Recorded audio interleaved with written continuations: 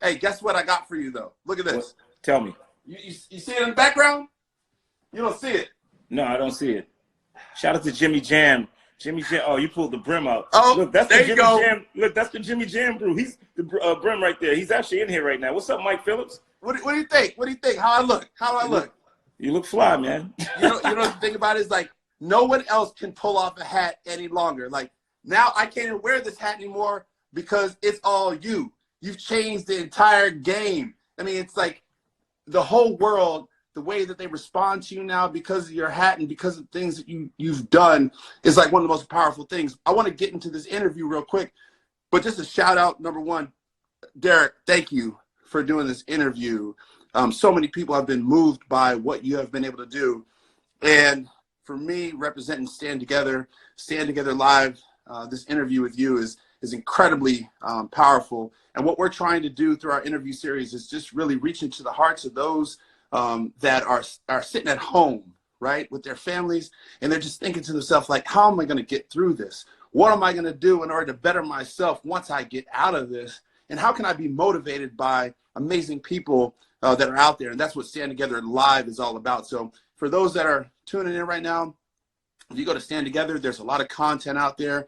Again, this is myself and Derek Jones, Dahani Jones. Look, we're just probably related. Probably, I agree, man. but everybody knows you, man.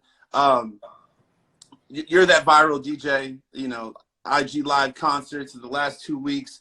You know, I don't even remember who exactly just reached out to me, but I remember when I was seeing it, it was like 20,000 people. Then boom, 150,000 people. Oprah, Michelle Obama, Mark Zuckerberg. I mean, the man that owns it reaches out to you, and you went from 200,000 Instagram followers up to like 1.8, and you just keep climbing and keep climbing. So today we're really having a conversation about you, and we're helping raise awareness around Give Together. Hashtag for everybody that's out there, Give Together Now. Yes. If you go to www.givetogether.org, it will tell you all about how this is our COVID-19 response to helping families that are really in need. I saw a picture of people that were in food lines for about 2 to 3 miles long. People need money, but they need they need the food. They need the sustenance in order to survive. And this is what Give Together Now is truly all about. GiveTogetherNow.org. It's 100% of your dollars directly going to the family, into the hands of the families that truly need this. And as of today, we've raised close to $15 million. 15 million, man. It's amazing. 15 million, bro. So let's get right into it. We already talked about the hat, man. I just want to know how big is your collection? Well, now, like one of my buddies, man, Jamil Spencer, sent me 2 new hats. People are sending hats every day. I'll get something. So my original collection wasn't it wasn't pretty sizable. It was roughly around 16 hats. But like now, since I started doing this, probably have around 26 hats. But 16 of them are all just, my hats are all custom made, you know, like I need them to fit properly, you know, like your hat was all over your head, man. It was. Come on. It's all right. I retired. No, I'm just messing with you, man. I just bow down. I give all no. And love I'm just having fun with you. Look, your hat was actually perfect, man. But yeah, I just feel comfortable wearing hats when I DJ, you know, and it's just been my thing, you know. Because I think when you put on that hat, in my mind, when I put on my helmet going into football games, you know, you just kind of cross over into sort of a whole new world, right? True. And it's the gift that you have that all of a sudden gets activated, right? And you have that unique gift of moving people not only through your music, but ultimately through your creativity. And I just want people to understand where you came from. So give a little background, some flavor, because this didn't just happen overnight. This has been something in the making. It's that iceberg that most people are not able to see. Yeah, you know, since I remember having a conversation with a client who, you know, she called and said, hey, my client, it was Heineken, called and asked, hey, we want the DJ D Nice to DJ for us. No, the rapper D Nice to DJ for us. And she was like, she called me. She was like, hey, they keep asking for this rapper to DJ. And I thought about it. I was like, wow, most people that hear me spin don't know my old school history. Right. A lot of people do. You know, I do have like a lot of people that have been riding with me from 1986 when I was like 15 years old doing this. But there are, you know, new people that just, they have no idea. They only know me as a DJ. I started in '86 with a rap group. I mean, I know you know the story, but I'll share it with everyone. You know, I started with a rap group called Boogie Down Productions. We are from the Bronx. DJ Scott LaRock worked at a men's shelter. KRS-One actually lived in the shelter, and my cousin was a security guard at the shelter. And I brought over some food to my cousin, and then he introduced me to Scott LaRock, and Scott immediately put me in this group with KRS. And it wasn't even like, I could have told you that my story was me back in the studio writing rhymes and hoping to get on. Like, it wasn't any of that. It was literally me being at the right place at the right time. And it's pretty much always the way my entire life has been. Like, even with the DJing now, it's always me making the right decisions at the right time to get there. You know, I started going back to BDP days. You know, we did 4 albums together, and then I did 2 solo albums. After that, you know, that was over a span of about 6 or 7 years. Right. I was considered old school, which was crazy to be old school at like 24 years old. Like how am I old school? I'm 24. And then I kind of, I almost want to say that I left the business, but the business actually left me. You know, like it had shifted. You know, you had different. The sound of hip hop had changed. You know, like coming in from the '80s, we had a very specific sound with our group. You know, we talked about, you know, politics, and, you know, on my personal records, I talked about having fun. But like 92, 93 with like, you know, new style of rappers coming in, and the Pox and the Bigs, and, you know, like everything has shifted. And, you know, I was kind of like the odd man out. I wasn't a part of anyone's clique. So that was it for me. You know, like I fell back from music, and was out of the music business for roughly 7 or 8 years. I returned as a web developer with my buddy Tony Rasan. We started a company. Actually, he started the company called Trendsetters, and I became a partner. Did that with him for about a year and left, and then started my own company called United Camps. And we did online marketing and web development for everyone from Reebok to, you know, all of the record companies. I built the Alicia Keys site, A Diary of Alicia Keys. I built Annie Lennox site, Luther Vandross, Boyz II Men, you know, Mario's first site, you know, and I had deals with J Records and Arista and all these cool record companies. And you know, after doing that for a number of years, I was invited. Even during that time, I wasn't going out to parties, but Q-Tip had invited me to like a party where he was playing, and it was like Q-Tip and Mark Ronson, and they were playing at a spot in New York City called Table 50. And it was a very small kind of downtown cool spot. And I went there, and I couldn't believe the music that they were playing. Like, they were playing like classic beats. Like, Tip was in his soul vibe, you know, like in the middle of the party. Like, no one was playing deep James Brown cuts, but Q-Tip, you know. And then Mark Ronson would get on, and Mark would play like Brand Nubians, like the cool hip hop, you know what I mean? Right. And I just stood there, and from that moment, I remember going home 2 o'clock in the morning. I called my buddy, God was dead, my man Chris Lighty, rest in peace. I called him, and I told him that I was like, I really want to DJ, bro. Like, I think that there's something special there for me. And his advice to me was, yo, be sure that's what you want to do, because these people, they're animals now. It's not the same business that you were in when you were rapping. Right. And I just knew that I wanted to do it, you know, like it didn't matter. And I did it. And I was literally I would DJ for 6 hours for $150, bro. Like, you couldn't even get me to rap back in the day for that. But I just felt like I wanted to DJ. And the first DJ that really like came through and kind of co-DJ with me was DJ Scratch, formerly of EPMD, but DJ Scratch, legendary in his own right. But he was the dude that just came through to help me out. And then, you know, I did you know, a lot of people think my old school history is what helped catapult me into like being this kind of like in-demand DJ. But it had nothing to do with that. I really did put the work in, you know, like no one wanted to hire me based on like my old school history. So I had to reinvent myself, which was already easy for me anyway, because 1, I did it as a web developer. I never told people who I was. 2, it was just, I mean, I knew how to build my own website, so I knew how to market myself. Right. So I had like an unfair advantage when it came to like marketing, because that's what I was doing for other people. And I just applied all of that to myself and totally left my web development business just to focus on DJing. And that's what I did. And then while DJing, I went to school for photography because I also wanted to document this new journey that I was on. And I always wanted to carry cameras with me and to be able to one day tell this story the way I'm telling you. Man, you just took me through like the ultimate time warp.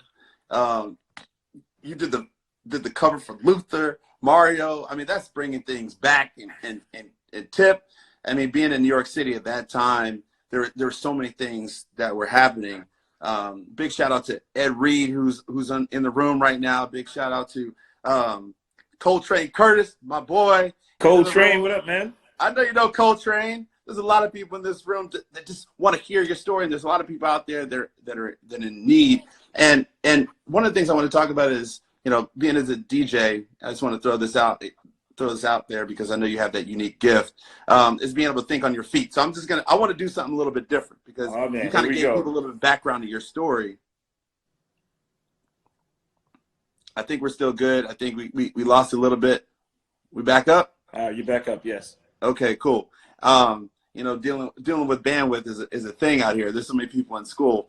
But one of the things that I know as you as a DJ, you always have to think on your feet. And I just want people to kind of get a little bit of a flavor of that unique gift. And so I'm going to throw out, I've created my own set list through Stand Together, right? 5 words and numbers, phrases.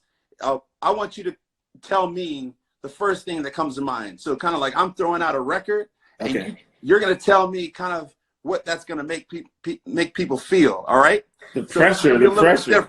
All right. So I'm the DJ. I'm spinning the records. You know. All right. 100,000. The number 100,000. What's that song making you feel? 100,000 people rocking right now. What song would I play for 100,000 people? Well, the 100,000 people that were in the room last week, you know, me, I'm old school, you know what I mean? So like I would, gosh, it would have to be a Prince record. And this is what happened when Michelle Obama stepped into the live chat, where I got stuck like, oh my gosh, what am I going to play for? What am I going to play for? 100,000 people. I was personally feeling emotional because at that time, no one had reached 100,000 people in like one live chat like that. So I think I may have thrown on like a Prince record or something. I don't even remember, but like right now, if it happened, I would throw on like Doves Cry, because I was very emotional, man. I was very emotional. So yes, I would probably throw that on right now. And by the way, I got Prince's old school album with all of the archived music. I got it all on wax, so it's sitting in my living room right now. All right, the next group, the next phrase is community. Oh man, community. Let me think. I don't know why Sly and the Family Stone is coming to mind. Okay. I would do like Everyday People, Sly and the Family Stone. I don't know why I keep wanting to say Fly. I'm so hip hop, man. Sly and the Family Stone. All right, because the fact that, you know, and I even, you know, as I was looking through some of the photographs that you had done, you know, I've done photography as well, and I understand completely how you kind of live in these sub worlds where people don't even understand the other part, right? So if you're baked into photography, a lot of people don't even know that you're a part of music because those two worlds don't mix. And that's one of the great things about you, is the fact that you've been able to transcend so many different aspects of life that people are able to see you in different environments. And then it would be funny when the person that you did the photography for shows up to the DJ set and you're like, oh, that was the guy that took my picture. So the next word is photography. Oh my gosh, a song that would photography? I wouldn't even play this song right now, but it's the one song that's coming to mind would be like the Outkast record, only because he's like shaking like a Polaroid picture. Oh, I like it. That comes to mind. Like, all right, two more, and then we're gonna get some more questions, and because I want you to just really expound upon a lot. Well, your buddy's in here, man. Oh, Spice? Spice is in here. What up, Spice Adams? What's up, Spice? And for everybody out there, Spice is going to come on the show too and really drop some knowledge about his background, his family, and his inspiration around creativity. I know the two of you know each other because I know he was in Club Quarantine dancing. He's got an amazing story. But here, two more cool. Words. One is trending. Give me the song. Which one? Trending. Trending? Oh my gosh. Oh, wait. I got to pause real quick. Vanessa Williams is in the room. Vanessa Williams is in the room. What up, Ness? Oh, okay. All right. Moving on. Go ahead. Trending. Trending. Gosh, what's the Drake record that everyone's dancing to? Because it's like I'm sick of hearing this record on the TikTok songs. I can't. That's all I can think of, man. I don't know. I don't think about trending when I'm DJing. Okay. Bro. All right. It doesn't even flow with music. All right. Last word. Toilet paper. Shake your ass. Watch yourself. Wait, what's his name? What's the rapper's name? Mystical. Show me what you're working with. Look, that was just a little bit of fun, just to kind of cut up a little bit. No, I love you, brother. No, and I appreciate it. And part of what we think about from Stand Together is being able to help other people succeed. And I think, you know, you don't have those playlists as you talk about all the time for Club Quarantine, but you do have for live shows. How do you begin? And this is where I wanted to kind of get into the bulk of this interview. How do you begin to design a set, right? When you're about to set up, you know, for everybody out there, we're helping raise money for Give Together Now, givetogethernow.org. For those that are out there that want to be like you, right? That want to be a DJ, that want to take their creative level, the creative expertise to the next level. How do you begin to design a set and feel out the crowd? The thing about it is this, like, one, every DJ is very unique. There are some fantastic DJs that I've been following throughout Instagram Live. So after I did it for like a few days, you know, I decided to take a break just so I could support other DJs, so I can go into like their chat rooms and like just kind of big them up to say like, yo, we're all doing this together for the right cause. And the beauty of it is everyone's unique. You know, like my style is very unique for me. I don't really have a set. I play music based on who's in front of me. It was initially, I thought it was going to be challenging because I'm doing it at home in the kitchen. You know, like there's no one in front of me. I don't have a screen in front of me. Like, you know, I can't see anyone. But the beauty that I found in doing it that way was that you are getting 100% of who I am. Like, you're getting me because I'm not paying attention to your body language. I'm actually playing music that I feel is just good music, whether it's old, whether it's new. You know, like I like to blend everything. I like people to feel a little bit of everything. I tend to lean more towards old school because I like the disco vibe. I like the 80s vibe. It just feels good and you want to dance and it's a good tempo to dance to.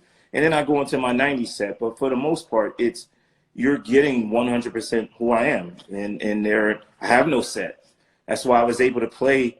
All of the sets that I played have been different. You know, like the Sunday night, I just jumped on because I was here alone and bored, and I did a slow song set. That was just probably my best set because it was just fun. And, you know, just imagine 3 o'clock in the morning and there's still like 15,000 people in there listening to you play slow songs and just having a good time. So it's all different. It's just based on a feeling, you know, like I don't know how anyone else DJs, you know, but I will tell like any DJ that's trying to, any person that's beginning to DJ, you should definitely play from your heart. You know, like you want people to love you for who you are and how you play music. Is that how you found your sound? Being able to kind of DJ from the heart, or where did you find it? I found my sound. There was a constant battle between wanting to make money and then wanting to DJ because you love music. I had to find a balance because obviously I have kids. I mean, I'm keeping it real with you. Like I have kids and I do want to be able to pay my bills and like, yes, and play great music. So I always had to find the balance between those two things. And I realized that those worlds could coexist, but you have to find the right way to do it. The way that I look at it now, like I went in there because no one wanted to hire me. because they thought that all I was going to do was play old school music. So I taught myself how to play new music, even though it wasn't something that I was listening to. I just learned to play new music and learn to understand it. Then once I became a little bit more popular and I started to do more, mainly like private events, I learned to infuse more of who I am into my set and to still give people some of what they love. You know, I mean, I happen to love Rihanna. I love Rihanna's records. I love Beyonce. I love, you know, I love Drake. I love the new records, but I like to put old school in there because I have to be my authentic self. Then we started doing parties with, you know, with some of my boys. We call the parties the Originals, and where we played nothing but classic beats, like just classic everything, break beats, reggae, Latin music. And that's when I learned, like, man, people really do want DJs to play. They come to see you. There are parties that you go to and they have like big clubs in Vegas that you will go to that mainly want you to play like top 40 and EDM. And that's cool. That's what their business is based on, you know, like, but like now after the world was able to see me play the kind of set that I would prefer to play, which is mainly old school, and infuse it with some new records as opposed to new records and infuse that with old school. I feel like I can just be me now, you know, like I can play what I love and that people will gravitate towards it. And it's proven, like, obviously people, you know, like people are at home and the numbers are showing that this is what people are into. And at least for me. So I would tell any other DJ to just find your true self with music and play what you love. And you know, and that's it. Don't try to be I can't do what Clark Kent is doing, nor could I do what DJ Spade is doing, you know, or, you know, I have to just be me, and people respect me for that. Yeah, and I definitely respect you because of it, and everybody else in this room and everybody across the world respects you because of it, and they love you because of it. There's been some hard times for so many people that are out there, and GiveTogetherNow.org puts money in the hands of those that need it. And I know there was a question out there from Lady T228 who was asking a question, who directly is giving money to the people, and is the organization helping people in a certain location or everywhere? And I just wanted to make sure I threw this out there directly. The dollars being raised by Give Together Now, www.givetogethernow.org, are being distributed by a network of trusted nonprofits, okay, all across the country, which are listed on the website here, www.givetogethernow.org/eligibility, right? This is directly from the Stand Together team, and this amazing nonprofit is really bringing together people and distributing capital to those that are in need, putting money in the hands of people that need it. So, and speaking of communities, we're at the best when we lift each other up. And people have posted and shared about how being part of your experience essentially changed their life. Even Scarface, yes. Right? Scarface, who has been battling COVID-19, even spoke about how you saved him. Just simple question, like, why is doing this so important? And tell us about that 4 a.m. moment. And then if you could, back up to a couple days before that 4 a.m. moment, and then how things transpired, and then how you and why you helped people. So I don't, you know, a lot of people have been attempting to credit me with like being one of the first people to DJ online. I'm not, you know, there's so many DJs that have done it before me. The thing about it was I just happened to I did it at the right time when unfortunately we're all at home and we're all like, you know, we're all quarantined and I'm here at home. You know, I've been like, you know, self-isolating for and, you know, I'm not sick or anything, but I just try to respect everyone else, you know, like I don't want to get out there and spread anything or catch anything and then spread it. So I decided to stay home. And, you know, I couldn't make it to Detroit to see my daughter, and I was extremely frustrated that I couldn't be out there with her. But I also didn't want to go out there because I had been traveling for I'm on a plane all the time. I did 400,000 miles last year. So there's no telling what I could have had, you know, just from traveling. Yeah. So I decided to stay here in Los Angeles, and I was frustrated, you know, I was frustrated. I was angry. I woke up one morning. I was really upset, bro, that I wasn't with my family. And it was kind of a situation of man, you spend all of this time doing things for other people and you end up alone. And I was frustrated. And then there was this calming feeling that came over me that where the universe was on some, like, just telling me, like, be still, like, just be still. And my whole life changed because I was able to just be still and find some peace with just being here alone. I didn't have the television on. I didn't have anything on. I was going to read a book, and then I didn't want to do that. All I wanted to do was to play music. The two things that I loved the most were I had no access to. I didn't have access to my family physically, but, of course, FaceTime. And I didn't have access to the gigs that we were all losing, like all DJs, like my brothers in music. Like we've all lost so many gigs. And, when you do something that you love and then it's like removed from you unexpectedly, what do? So I decided to, I was like, hey, I'm just going to go in.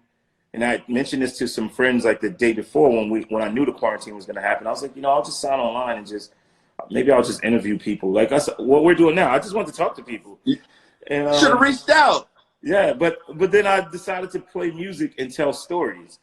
And I did it the first day I had no gear hooked up. I just sat at the counter here in the kitchen and put my phone on my computer, played songs, and then I would play a song that I produced, and then I would tell the story, like the back end story behind it. And I did that the first day, but then it was like 200 of my friends in there. Like I literally knew everyone in my IG, like every one of us. Meanwhile, I'm telling these stories, but they were in the chat room pretending to be in a club, to be in club quarantine. And that was fun. It was like I would tell these stories, but meanwhile, my man James Lopez was like, yo, I'm sending a bottle of D at the DJ booth. Or like Blue Williams was like, yo, everybody needs to tip the DJ.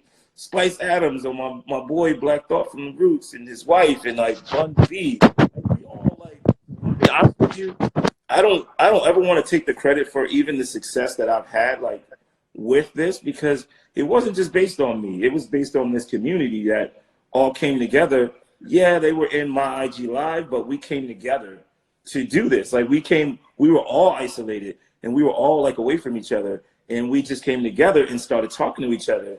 And in this IG Live, and it was great, and it inspired me to want to do it again. And the next day I did it.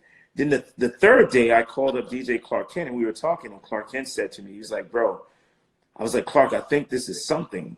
I don't know what it is. Like it could be a show or whatever, but it just feels good. And Clark said, you should actually start DJing, because I wasn't DJing. I was literally just hitting play. And I went and bought, like, because my turntables are here. Well, my techniques, but my mixer was like an old Rain mixer that couldn't connect to the new Serato software. So I just bought a new controller, and just came back home, connected it, and man, we turned it into a party.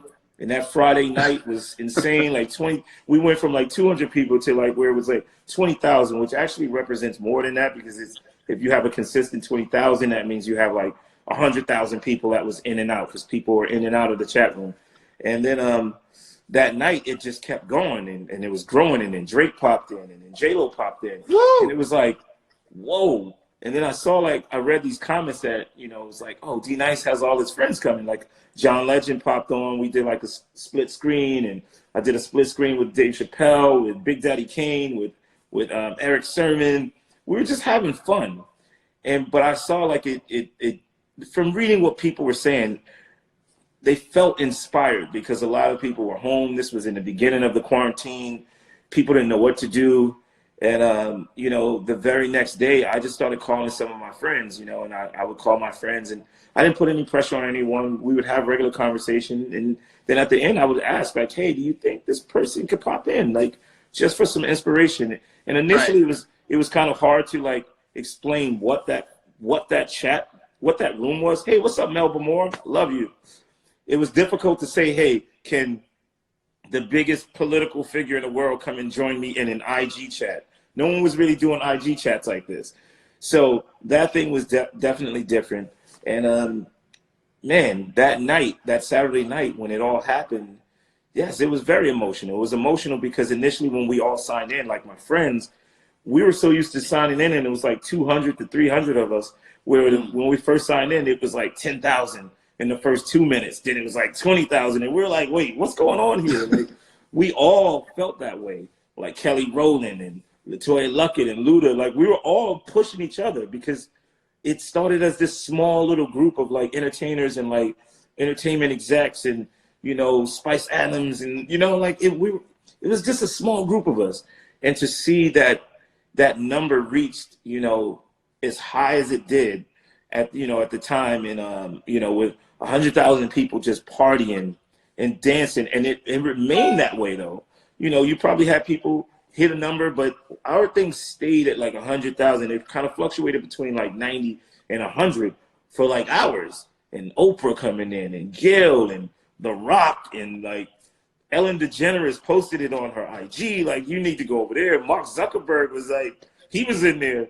Like, you know, when we reached like 98,000, I was screaming into the phone like, Mark, don't let him cut us off. Like, we need 100,000, Mark. We need 100,000. And then Mark posted, he was like, you got this.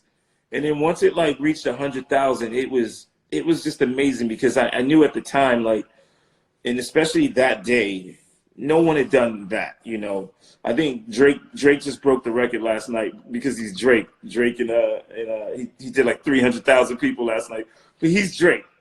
Yeah. No, and look, we had Tez Bryant on Staying Together Live just interviewing a couple days ago, and he's the one that founded Drake, and you know he cares a lot about this as well. But what do you think? What do you think about being in that room in Club Quarantine makes people feel so connected?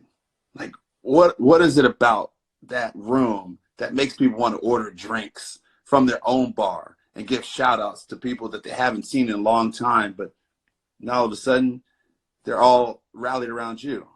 So I think the beauty of that room and the way we work that room still is that we treat everyone with respect.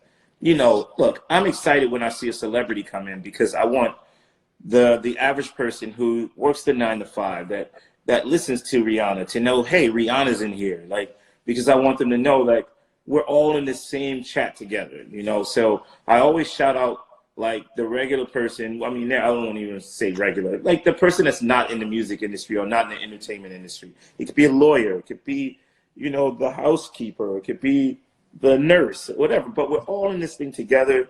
And to see familiar names and familiar faces that are popping in with inspirational words of like, hey, like, we're here together. Like, let's stay together. Like, let's inspire everyone to be great.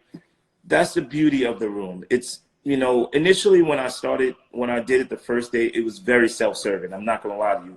I was lonely.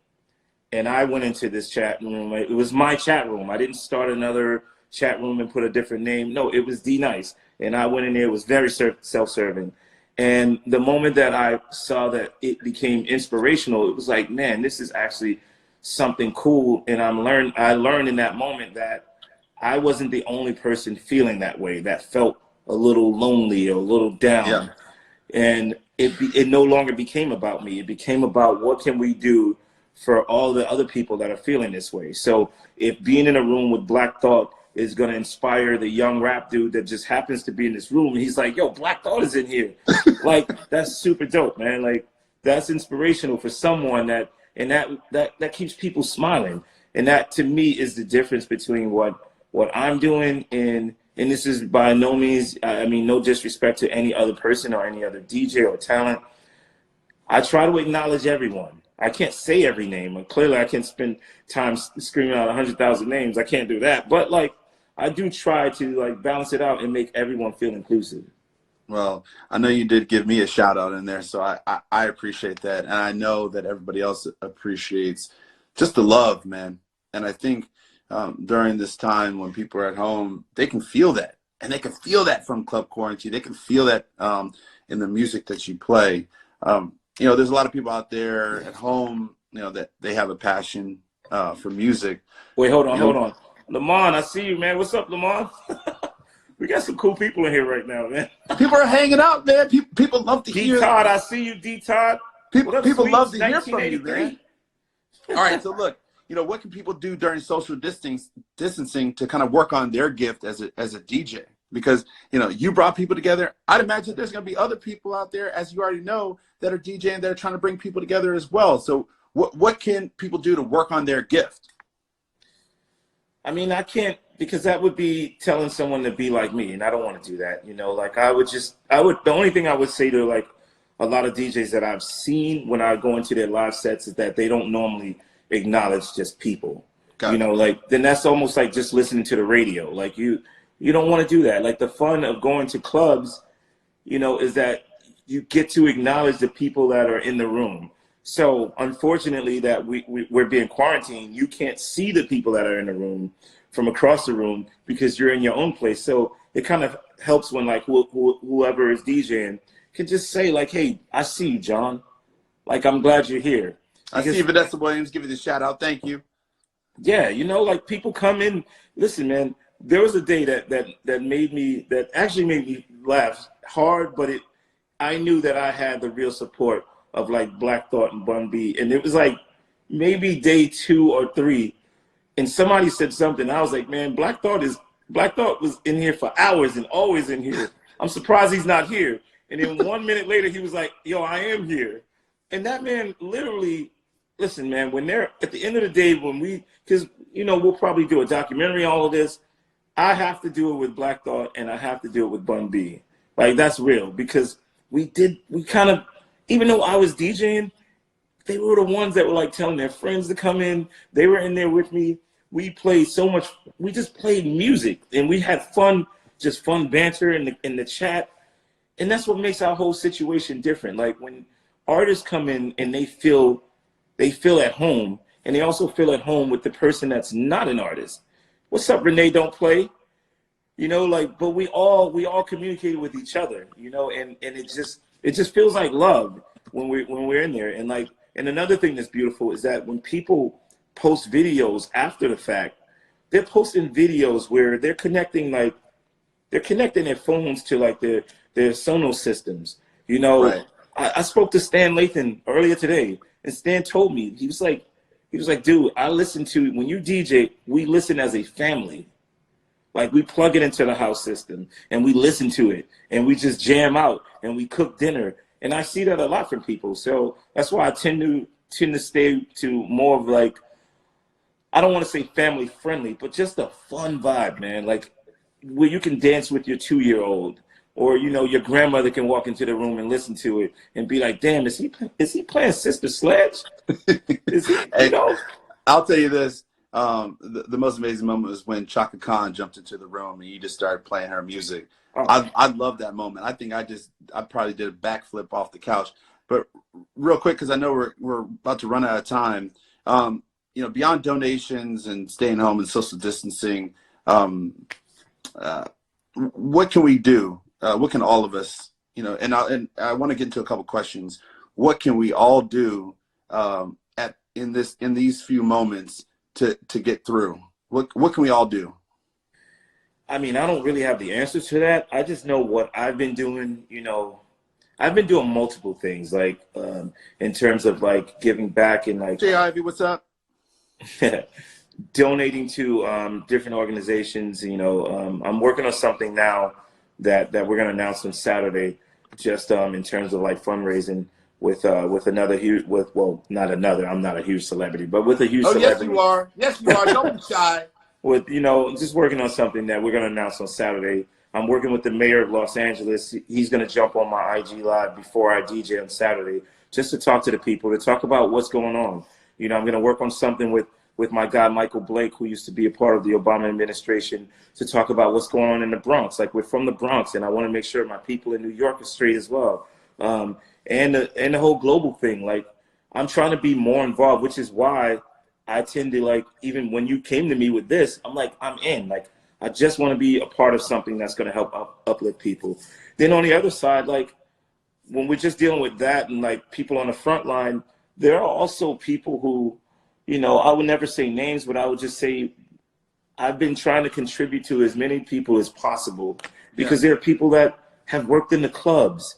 You know, like just from my industry that worked in the clubs, there were DJs that were opening DJs that made $200 a night. You know, like I try to do what I can to help them. You know, like people have families, and when we say like we're all in this together, we truly are all in this together. You know, like people have lost jobs, can't go to work, there are no checks coming in, some on furlough, like you still have bills to pay. Like I talked to someone recently, like that didn't have money for next month's rent, you know, and don't have the ability to get out and work. So I just want to make sure that whatever I'm doing I'm spreading the love across the board. You know, like I want to help people and inspire people. And that's why this music, the music that I play is so important. Like I can go on IG Live and play aggressive hip hop, or we can play something that's going to make people feel differently and think positively to bring positive, you know, energy into their lives. And that's what I choose to do.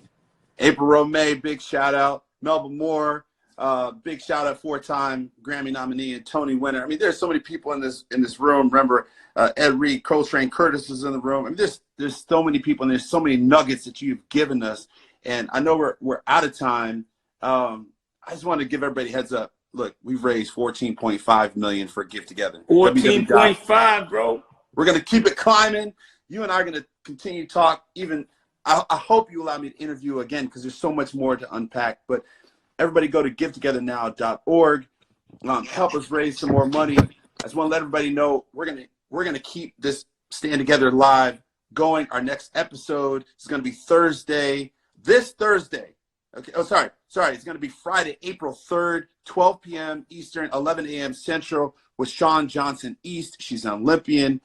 She's an amazing woman, a mother. Derek, DJ, D Nice. You know, we were both born to DJ. You know that, right? That's right. You said, you said three things. Teach people with respect. Absolutely. You said teach people with respect. Do things for other people, and you said be still. Be right? still. Be still. Still. Being still, like, has been the greatest lesson that I've learned. I literally have been traveling for the last, like, so I started like really DJing. Forget about the rap career. 2004 was when it started to take off. In 2007, it really popped. So just imagine from 2007 all the way until now. So you're looking at roughly like 13 years of traveling. I did like 400,000 miles last year. I didn't know what it meant to be still. Being still in this moment taught me so much about my own life and about like other opportunities to help people and to share these stories, just because I'm still right now. It was forced. It's not something that I wanted to do, but like now that I am in this position, it's the greatest thing that's happened to me, is just being still and just allowing the blessings in the universe to just find you. And, you know, it's been great, man. And I want to continue having these conversations. I really do want to talk to you more, because I want to hear your story and how you've been doing. Look, I'm an open book. I can't wait to talk to you more. I appreciate it. I hope everybody got something out of this. Love and respect to everybody. Club Quarantine, Derek Jones, D Nice. I appreciate that. Appreciate you, brother. Yes, sir. Thank you for being here, people. Thank you, everybody.